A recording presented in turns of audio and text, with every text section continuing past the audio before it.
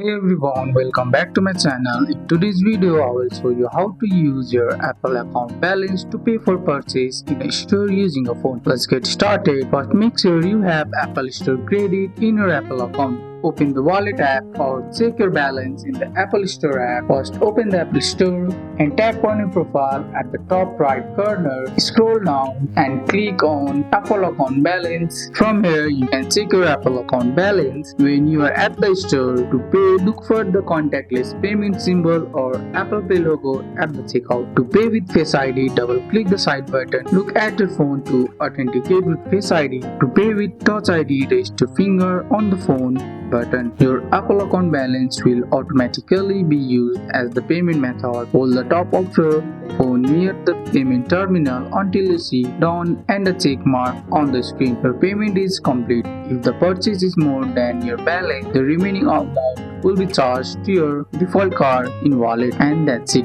Using your Apple account balance in store with your phone is fast, safe and easy. That's all for today's video guys. I hope you guys like this video. If you found this video helpful, drop a like, subscribe for more videos. Thanks for watching. See you in the next one.